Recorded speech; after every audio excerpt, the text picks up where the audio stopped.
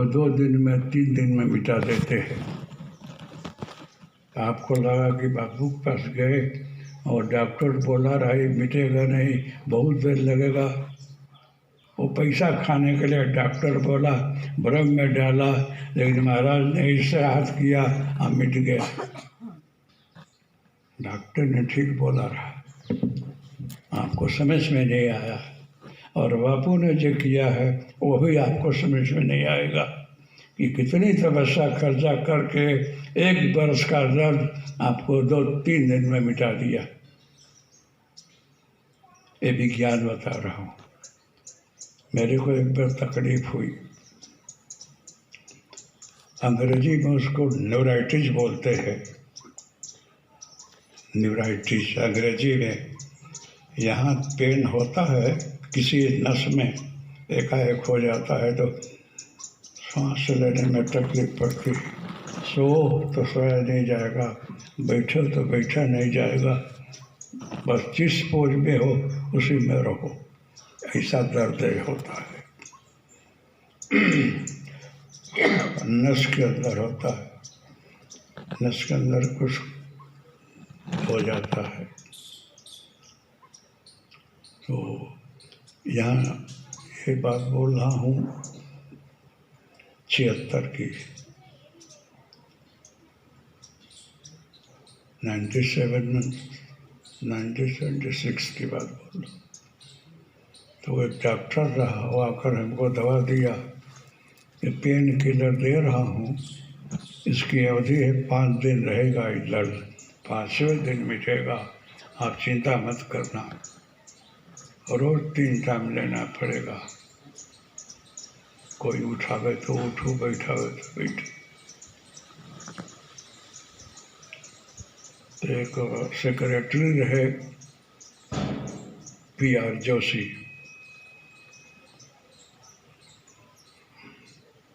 सनत मेहता के कैसे किसी के PA रहे, वो यहाँ मेरे पास आ रहे, डिप्टी सेक्रेटरी PWD। 1-2 और गांधीनगर से आए रहे। रमन महर्षि का बहुत पढ़ा रहा बुक, योग की पुस्तकें बहुत अध्ययन किए रहे। वो बैठे थे, उसके बाद जो है एक लड़का यहाँ था, आयुर्वेद पढ़ता रहा, जूनागढ़ से आवे और जाए, उसमें रहने की व्यवस्था किया रहा, खाने पीने की व्यवस्था रही, वो पढ़ करके आता रहा। हॉस्टल में रह सके ऐसी व्यवस्था नहीं थी, तो मैंने अपने रिसोर्स को सुविधा दिया। तो मेरे पेन का दूसरा दिन चल रहा था, लालदौरी के सामने एक दीवार रही, खड्डा रहा, उसमें एक महात्मा बैठे रहे, कॉपिन पहने हुए, भस्मी लगाए, कर रहे थे। उस लड़के को देखकर इसे बुलाया, लड़का दयालु रहा, गया, कहे कि कहाँ रहता है, पुनीत बाबू के यहाँ। ठीक है, सुना हूँ उनको भी ऐसा ही दर्द हो गया है, अगर कोई उनको दवा दिया हो, वो दवा जरा हमको भी दे जाना। आएगा? कहाँ आऊँगा, ऐसे कर रहे थे। तो उसने बोला थोड़ा मालिश कर दूँ, थोड़ा हाथ फिरा दे। उसने थोड़ा थोड़ा हाथ फिराया। महाराज बोले कि बहुत दबाना नहीं, इसमें दबाना नहीं चाहिए। तुम दवा लेकर कब आएगा? कि 8 बजे आता हूँ, हनुमान जी का पूजन करूँगा फिर आता हूँ। आया हो, फ्री हुआ। उसके बाद बोला कि बापू को एक महात्मा है, बड़े अच्छे लग रहे थे, सात्विक पुरुष लग रहे थे, उनको आप ही का दर्द हो गया है, तो मैं थोड़ी सी आपका पेन किलर और थोड़ा ऑयल जो है मालिश पर लेकर जा रहा हूँ। हम कह जाओ। तो जोशी भाई बोले कि मैं भी साथ में जाऊँ, कदाच मेरे को भी दर्शन हो जाए। मैं इसी आशय से आया हूँ, यहाँ कोई संत साधु महात्मा का दर्शन हो जाए, कदाच अच्छे होंगे, हम मेरे को दर्शन हो जाएगा। हमको जाओ, ये दोनों जा रहे हैं जहाँ वो महात्मा रहे, और बोले कि तू आएगा तो मैं रहूँगा, लेकिन ये दवा लेकर गया तो महात्मा थे नहीं। वो लड़का जो है ठंडी का समय रहा, ऐसे जैकेट पहना रहा, अब ऐसे थैली रहती है उसमें, एक यहाँ उसमें दवा और ऑयल लगा रहा। तो वहाँ वो देखा कि महात्मा बोले कि रहूँगा, लेकिन दिखते तो नहीं है। महात्मा वो बोले तो फिरते नहीं है, तो कहाँ चले गए। उतने देर में कोई भौम आवाज़ आई, और उसके यहाँ किसी ने ठूसा मारा नाभि के पास, वो बेबान होकर पड़ गया। ऐसे करने लगा तो जोशी भाई ये रहे, वो हरिओम तस्य जय बोलो, तो हरिओम तस्य जय बोलो पर हाथ फिरा रहे थे।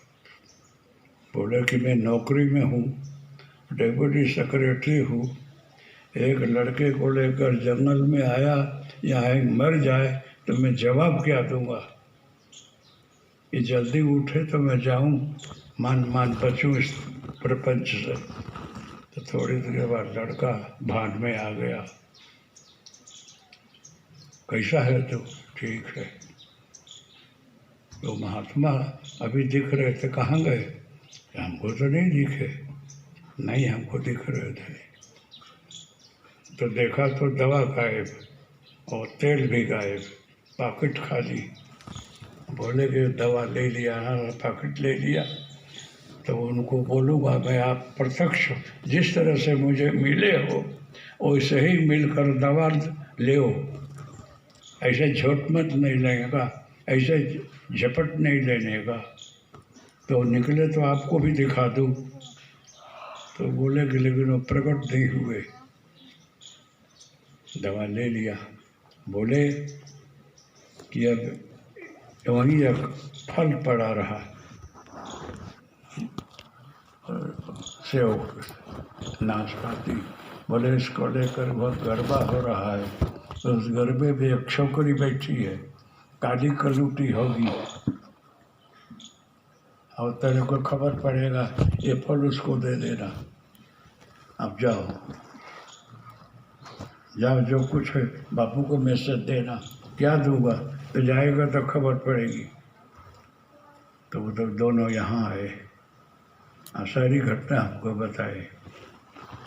वो फल दे करके ये आने के बाद मेरा दर्द तो चला गया रहा।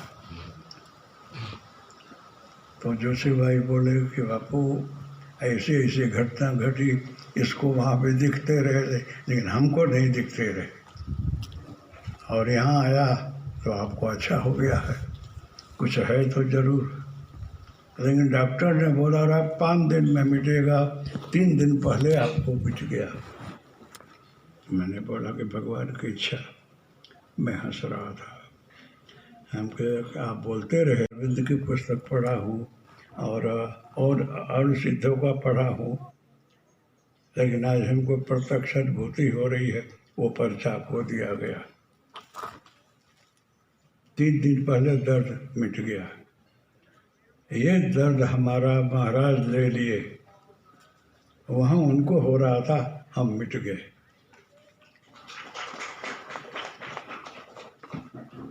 तो कोई संत किसी का दर्द खुद ले लेता है, आपको फ्री कर देता है। आपको लगा बापू ने ऐसा किया, मिट गया। ये विज्ञान आपको खबर नहीं है कि क्या है। महीनों बरसों जो कष्ट भोगना होता है एक दिन में मिट जाता है। अब ये सब मैं बंद कर दिया हूँ, आपकी साइंस और विज्ञान की बात।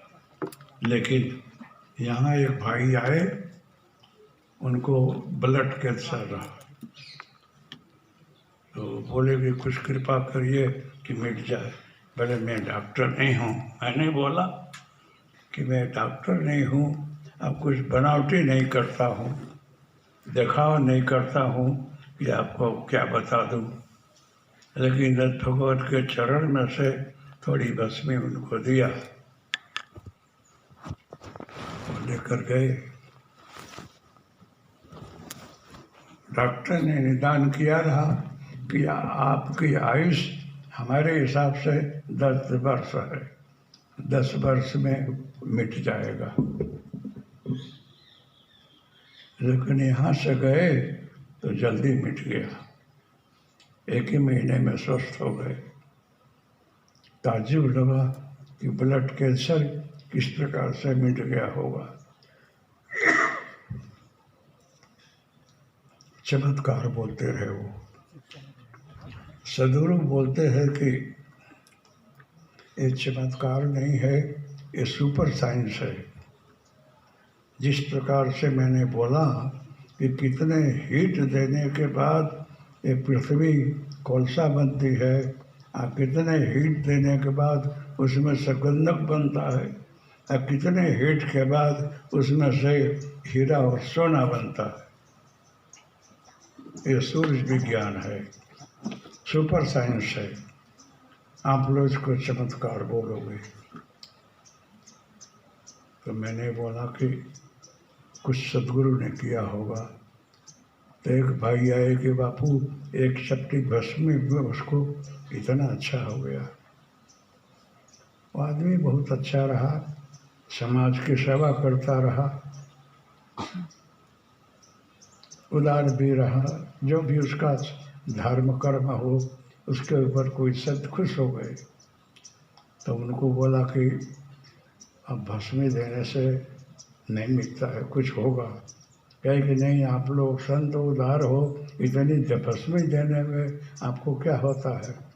हमको होता तो नहीं है, इतनी भस्मी खाने से अगर कुछ मिलता हो तो यहाँ गौशाला है, गोईठा भेगा कर लो, आड़ा उसको जला दो, जल जाए तो भस्मी बनेगी, उसको कपड़े से छान कर डब्बे में रख लो, इतना इतना रोज पिया करो, अच्छा हो जाएगा।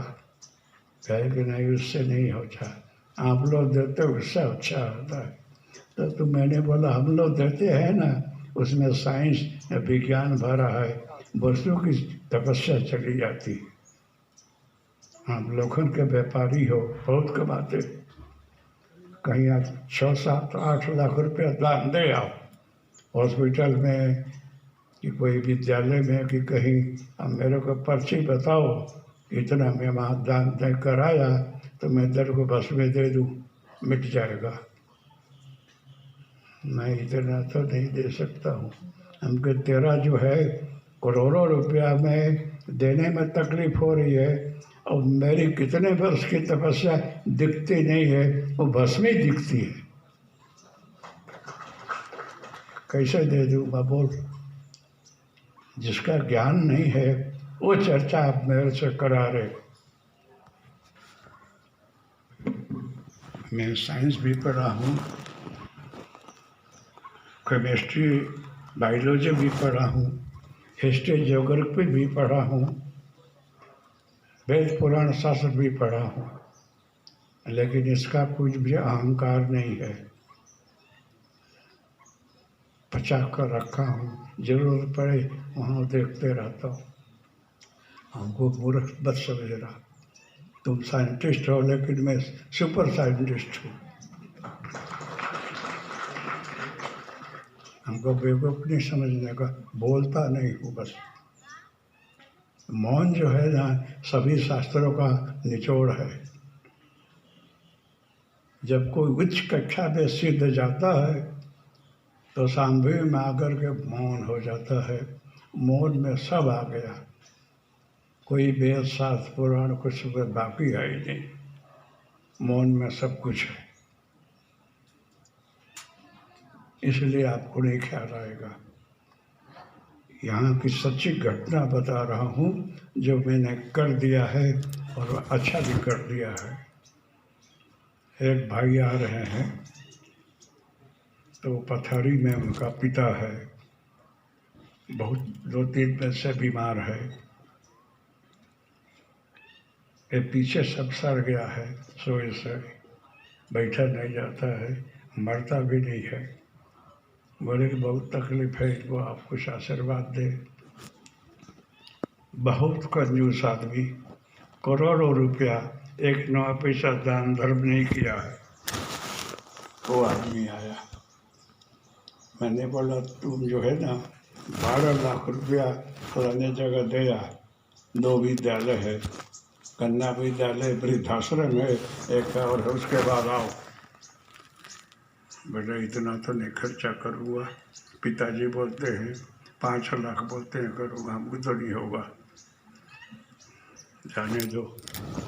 तो डॉक्टर बोला 1 वर्ष में तकलीफ पड़ेगा, इनके लिए कुछ करो। दोबारा आया, मैंने बोला कि चलो आप जो वहाँ बोलो। पिताजी बोलते हैं दे दे, अगर देने के बाद 12 आना मिट जाएगा ना तो हम दे देंगे, पहले 8 आना देंगे, हमको भी कबूल है। फिर भी तैयार नहीं हुआ। 12 आप बोले 12 लाख, 6 लाख पहले बोले, अभी 12 बोलते हो। हमको बीमारी बढ़ गई है, तो उसका क्या नाम है, उसका फी भी बढ़ गया है। बोले कि इतना तो नहीं होगा। तो 2 वर्ष के बाद तो मरणासन हो गया। बोले कुछ भी हो, अगर बिल्कुल मिट जाता हो तो मैं 12 दे दूँगा। मैंने बोला 25 देगा ना तो भी नहीं मिलेगा, अभी 25 देगा ना तो भी नहीं मिलेगा। तो क्या करना बोलो?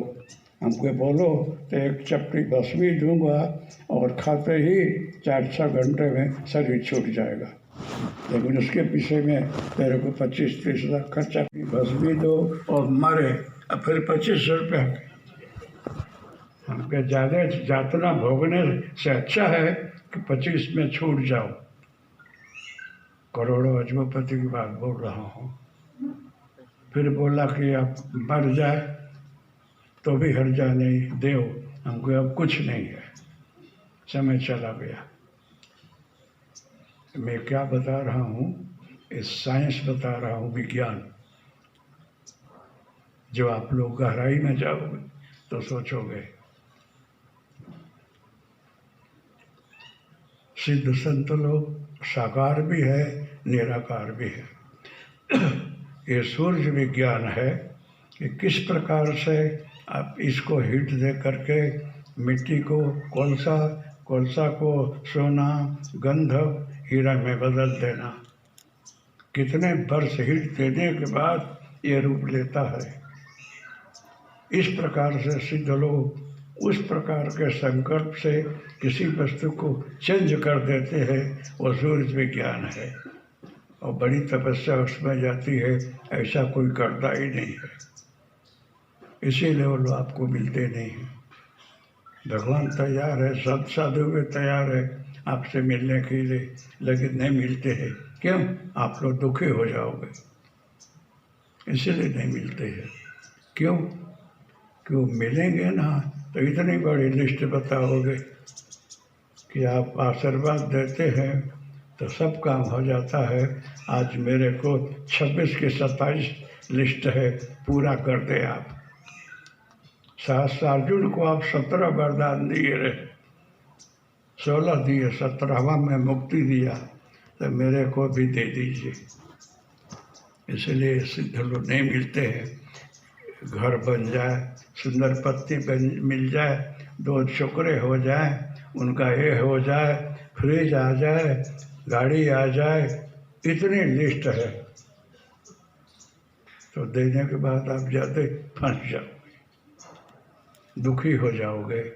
इसलिए नहीं मिलते। आपको खबर नहीं आप क्या मांग रहे हो, उनको खबर है।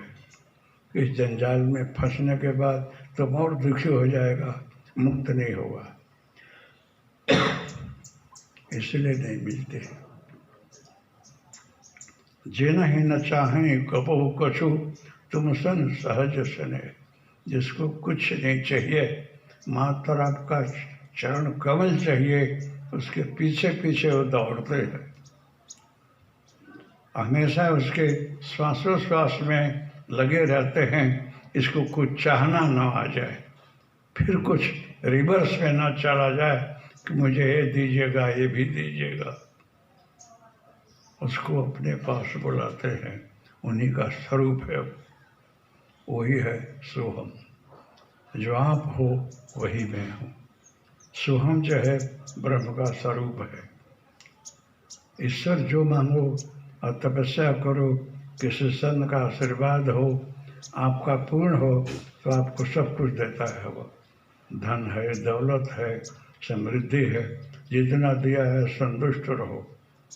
अब उसमें रख करके प्रभु भक्ति करते रहना, ईश्वर को मत भूलना, तो आपके साथ में रहेगा। लेकिन आप ईश्वर को तो कुछ नामे नहीं लेते हो। जरूरत पड़ती है तो 2 माला कर लिया, उस दिन घी का दीवा कर दिया, 1 हार चढ़ा दिया, फिर भूल गए। हाँ, बहुत बुद्धिमान हो, लेकिन आपका जो है दादा है वो इतना बुद्धिमान है और सब समझता है। हे हनुमान दादा, अगर रोटी लग जाए तो 1 डब्बा तेल आपको चढ़ाऊंगा। तो दादा ने बोला कि तेरे को रोटी लगा दूँ, 1 डब्बा तेल चढ़ाएगा और तेरे को लाख रुपया मिलेगा। तो इससे अच्छा मैं एक टाँका बनाकर खुद तेल भरकर डुबकी नहीं लगाऊं। 1 डब्बा क्यों लेने जाऊं? 1 डब्बे में मुझे तू खरीदना चाहता है। दादा बोलते हैं, हनुमान जी, तो ये दुनिया है। भगवान बोलता है कि फिर भी मैं बेवकूफ़ बनकर तेरे साथ साथ रहता हूँ, तेरी श्रद्धा बढ़ाता हूँ।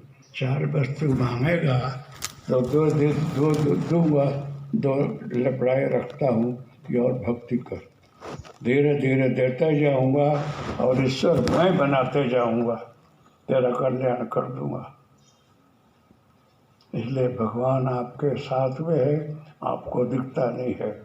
जिस प्रकार से ऑक्सीजन और कार्बन डाइऑक्साइड भी आपके साथ में है, दिखता नहीं है, इसी प्रकार से वो भी है। इस वस्तुओं को घनित करके एक आकार बन जाता है, और साकार भी है, निराकार भी है। ईश्वर आपके साथ में है। इस नए वर्ष में सब लोग कभी देवी देवता के यहाँ कोई सत जादूगर जाते हैं, दर्शन करते हैं। अच्छा है। भगवान नीलकंठ है, जहर पी करके बैठे हुए हैं, महादेव हैं वो। ऐसे सिद्ध महापुरुष भी हैं। तो नए वर्ष के बाद ऐसा आशीर्वाद मांगना चाहिए कि हमारे मन चित्त बुद्धि शुद्ध रहे, विचार शुद्ध रहे, हमारी गति अच्छे मार्ग में हो, अच्छा काम करते हुए कहीं फंसू नहीं, कोई उलझन न आ जाए, कोई परेशानी न आवे। जहाँ भी खड्डे में पड़ता हूँ आप बचाना। मेरे जीवन में कोई अघटित घटनाएं घटती हो, आप मुझे मारना, बचाना, कल्याण करना। ऐसे सात्विक विचार से भगवान के चरण को स्पर्श करोगे, नमस्कार करोगे, तो आपको आशीर्वाद देता है। आप मने मन बोलते हो और मने मन उसका आशीर्वाद भी पहुंच जाता है। ऐसा मत बताना, सोचना कि जैसे बापू बैठे हैं ऐसे ही देखें और मस्तक पर हाथ रखें। मस्तक भी तेरा चमड़ा है, वहाँ कहाँ हाथ रखे? तेरा मस्तक है ही कहाँ है? तो भी निराकार है, वो भी निराकार है। किसी को दे दो, दान कर दो, परमात्मा के चरण में तुम शुद्ध हो जाओ। अरागत्य किसी के साथ हो उसका त्याग कर दो, भेदभाव को भुला दो, ईर्ष्या को हटा दो। जितने दोष अवगुण है वो बुद्धि और मन चित्त का है, उसको हटा दो। सदगुरु रूपी धोबी के यहाँ डाल दो, उसको धुल जाएगा, सफा कर देंगे वो। कि हमारा कल्याण करेंगे। इसलिए आज लोग एक वर्ष के बाद हिसाब करते हैं। बहुत से लोग कभी कहीं नहीं जाते हैं तो भी आज नवा वर्ष है ना, कुछ ले आओ। घर रहकर भी भजन किए हो तो उसको खबर है, घर रहकर क्या किए हो वो भी उसको खबर है। यहाँ आओ कि ना आओ वो सब देखता है। उसको कभी बेवकूफ़ मत समझना कि एक वर्ष के बाद खोटा धंधा करो और एक दिन मजा करके 2 फूल चढ़ा करके और पान पत्ता रखकर आशीर्वाद मांग लो। बेवकूफ़ नहीं है, वो नहीं दे देगा। वो समझता है कि तेरा क्या विचार है, किस विचार के तुम हो, क्या करते हो, लेकिन तेरे को शुद्ध करेगा। जो मांगोगे वो दे देगा, और कभी जो नहीं मांगोगे वो भी अमल वस्तु दे देगा। इतना दयालु है।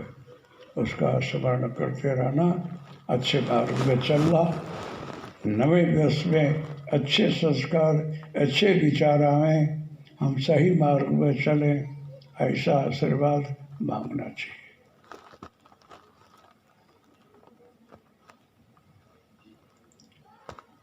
ऐसी शुभकामना सदगुरु की है। तो इन्होंने जो कुछ हमको सुनाया, जितना याद रहा उतना आपको बताया। बाकी तो बहुत कुछ होगा। आप साधना करोगे, उपासना करोगे, आपका कल्याण होगा। इस जगत का रहते हुए जागृत होकर जीना है, और जागृत होकर सब कुछ काम करना है।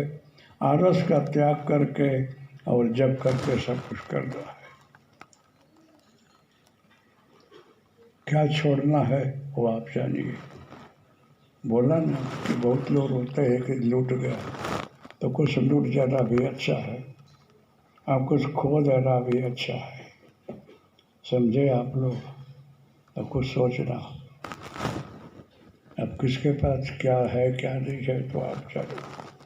कोई अपनी सारी प्रॉपर्टी नहीं बताता है, सरकार को भी नहीं बताता है, इनकम टैक्स सेल टैक्स के डर के बारे में नहीं बताता है, लेकिन वो सब कुछ जानता है। इसलिए अंदर आपकी क्या संपत्ति है, क्या गुण अवगुण है, क्या छिपाते हो, क्या नहीं बताना चाहते हो, वो सब खबर है। आप जानो। इसलिए उसको बोलना कि अमुक छिपा कर रखा हूँ, वो भी आपको खबर है, वो खो ना जाए तो उसकी मर्जी की बात है। बरसों से लट्ठा दारू पी रहे हो, गुटखा खा रहे हो, गलत रास्ते हो, इसको कोई बोलेगा नहीं, छिपा कर रखता है, गूढ़ संपत्ति है, ये बताना नहीं चाहिए। उसको सब खबर है। उसे वो छुड़ा देता है, लूट लेता है, सही मार्ग बता देता है।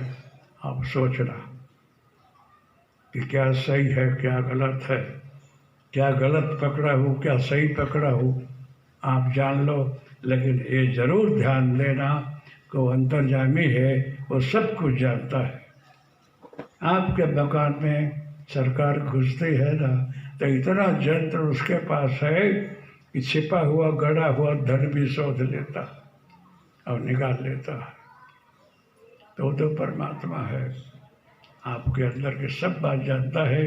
प्रार्थना करोगे आपका कल्याण ही करेगा, वो आपको दुखी नहीं करेगा। जिसमें आपका मंगल हो, हित हो, वो करेगा।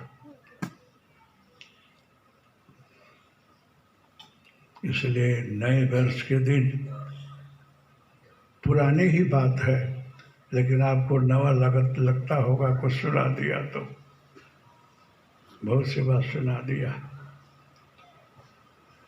इस जगत की मैं आर्ट्स भी सुना दिया, भूगोल ज्योग्राफी भी सुना दिया, और डीप साइंस केमिस्ट्री और जो सब बता दिया। कहाँ कहाँ क्या नस में क्या बीमारी होती है वो सब बताया आपको। वो अंतर्यामी है, सब वो वैद्यों का वैद्य है, निदान करता है। अब मैं यही भगवान से प्रार्थना करूँगा कि ये जगत आपका है, आप संभालना, इसमें सबका मंगल कल्याण हो, ऐसी शुभेच्छा आप रखते हो, रखना। ये आए हुए आपके बालक है, परिवार है, इन पर नज़र रखना, समझे आप लोग। तो ऐसी मेरी हार्दिक शुभेच्छा है। ये बोलते हैं तू बोल के ना बोल, मैं बहुत ज़्यादा नज़र रखा, क्योंकि हमारे बड़े प्रिय पात्र है ये, वहाँ भी हमको भरते हैं, यहाँ भी भरते हैं, ध्यान रखा हूँ। जिस रूप में भरते हैं उस रूप में मैं रहता हूँ। चलिए, हरिओम तत्सत, जय गुरुदत्त। अब जो है 11:30 बज रहा है। अगर इच्छा हो तो 15 मिनट ध्यान में बैठ लो, फिर जाओ। लेकिन थक गए हो तो मत बैठना, खाना खाने जाओ। बैठना है तो 15 मिनट बैठना, फिर जाना। 5 मिनट मेरे साथ में धुन बोल लो। हरिओम तस्य जय गुरुदत्ता, हरिओम तस्य जय गुरुदत्ता, हरिओम तस्य जय गुरुदत्ता, हरिओम तस्य, हरिओम तस्य जय गुरुदत्ता, हरिओम तस्य, हरिओम तस्य जय गुरुदत्ता, हरिओम तस्य जय गुरुदत्ता, हरिओम तस्य जय गुरुदत्ता, हरिओम तस्य जय गुरुदत्ता, हरिओम तस्य जय गुरुदत्ता, हरिओम तस्य, हरिओम तस्य जय गुरुदत्ता, हरिओम तस्य, हरिओम तस्य जय गुरुदत्ता, हरिओम तस्य, हरिओम तस्य जय गुरुदत्ता, हरिओम तस्य, हरिओम तस्य जय गुरुदत्ता, हरिओम तस्य, हरिओम तस्य जय गुरुदत्ता, हरिओम तस्य, हरिओम तस्य जय गुरुदत्ता, हरिओम तस्य, हरिओम तस्य जय गुरुदत्ता, हरिओम तस्य, हरिओम तस्य जय गुरुदत्ता, हरिओम तस्य, हरिओम तस्य जय गुरुदत्ता, हरिओम तस्य, हरिओम तस्य, हरिओम तस्य जय गुरुदत्ता, हरिओम तस्य, हरिओम तस्य जय गुरुदत्ता, हरिओम तस्य, हरिओम तस्य जय गुरुदत्ता, हरिओम तस्य, हरिओम तस्य जय गुरुदत्ता, हरिओम तस्य।